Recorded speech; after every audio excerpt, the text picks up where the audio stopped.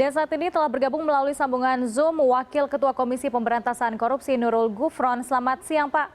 Hingga saat ini total ada berapa orang yang ditahan atas dugaan kasus suap izin ekspor benih lobster bersama Edi Prabowo? Bagaimana disampaikan dalam ekspos KPK dini hari semalam ya, kita sudah menetapkan 7 tersangka dan 5 yang ditahan, sementara 2 masih belum menghadap ke KPK. 2 orang yang masih belum menghadap ke KPK, apa Pak peran dari kedua orang ini? Yang jelas keduanya termasuk menjadi bagian dari turut serta dalam melakukan tindak pidana korupsi, yaitu termasuk golongan penerima dari dana suap tersebut. Sejak kapan KPK mulai melakukan profiling dan mengumpulkan informasi sebelum menangkap Edi Prabowo dan rombongan? Sejak sekitar akhir Agustus ya, sekitar 22 atau 24 Agustus yang lalu. Ya, itu apa saja Pak yang dilakukan dari KPK sendiri? Saya kira secara teknisnya tidak perlu kami sampaikan ya, karena ini menjadi ranah KPK dalam melaksanakan penyelidikan. Karena itu teknis, yang jelas kami melakukan beberapa teknis penyelidikan.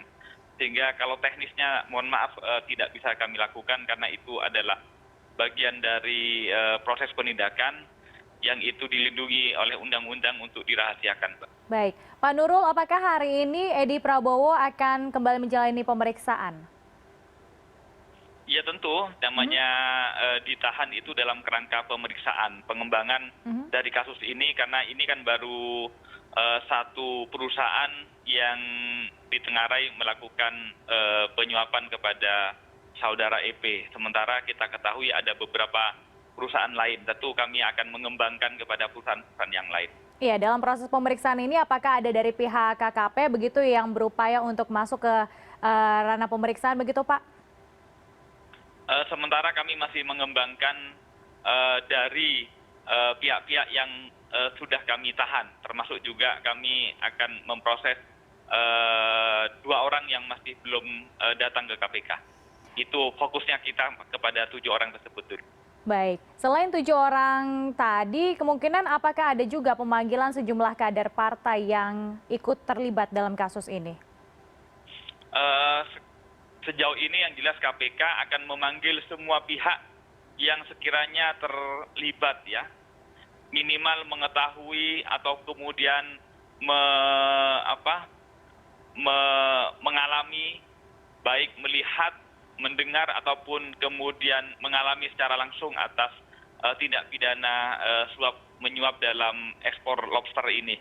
Kami tidak melihat itu sebagai entah kader partai ataupun tidak, penyelenggara negara atau tidak, yang jelas di hadapan KPK semuanya adalah warga negara yang secara hukum berhak untuk kemudian dipanggil, maka KPK akan memanggil. Kami tidak akan membeda-bedakan dan memilah-milah itu kader partai ataupun apapun.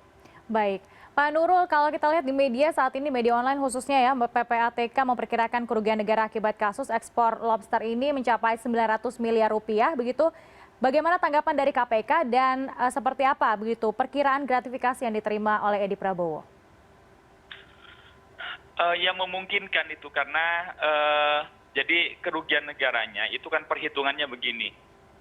Mestinya kargo untuk sebuah ekspor ke luar negeri itu kan standar harganya adalah standar harga berat atau size ya, atau volumenya. Nah, sementara ternyata dalam ekspor lobster yang dilakukan oleh KKP ini itu menghitung per ekor begitu. Per ekornya Rp1.800. Padahal sekali lagi lumrah atau umumnya ekspor itu menggunakan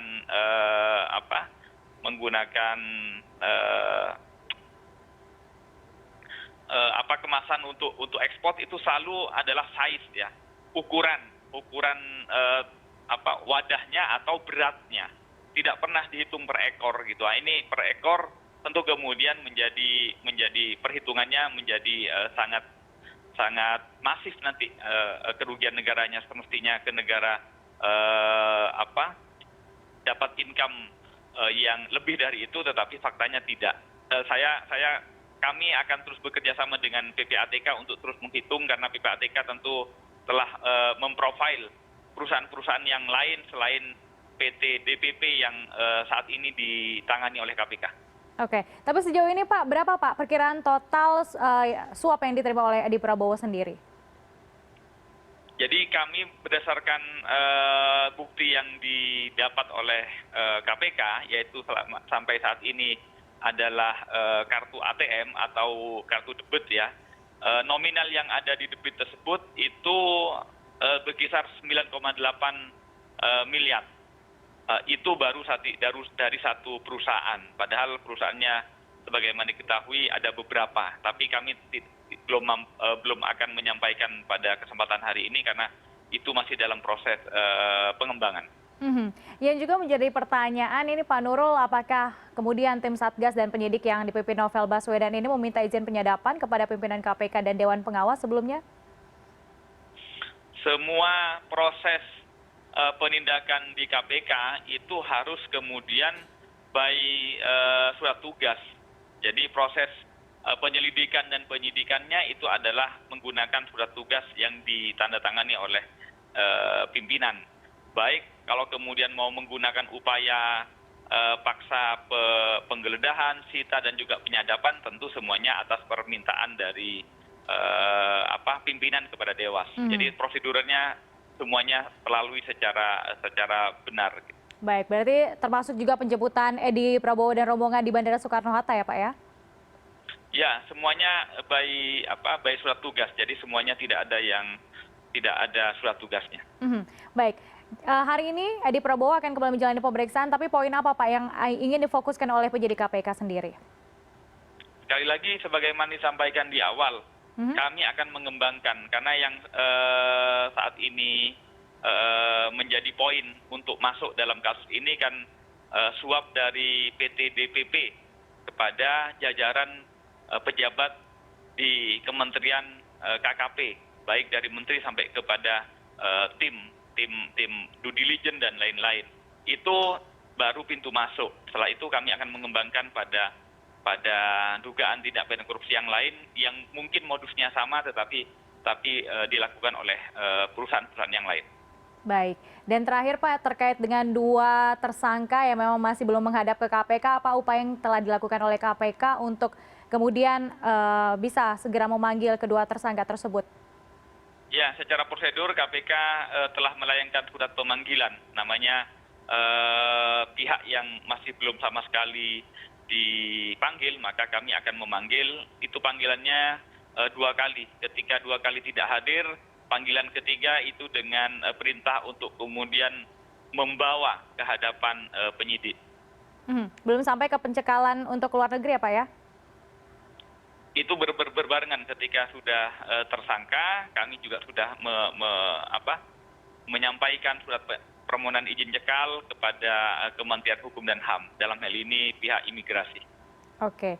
Tadi kita juga sempat berbicara mengenai perkiraan gratifikasi yang diterima oleh Edi Prabowo begitu, sekitar ada 9 miliar lebih begitu ya di dalam ATM tersebut. Apakah juga ada aliran dana ke partai begitu yang terlihat dari dalam rekening tersebut?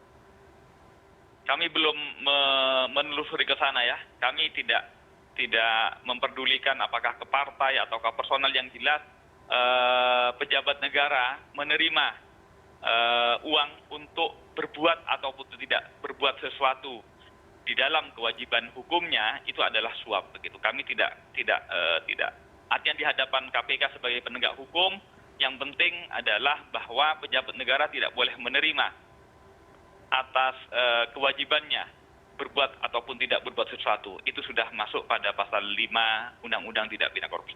Baik, terima kasih sekali untuk penjelasan yang sudah disampaikan oleh Wakil Ketua Komisi Pemberantasan Korupsi, Bapak Nurul Gufron. Terima kasih sudah bergabung bersama kami di CNN Indonesia News Hour.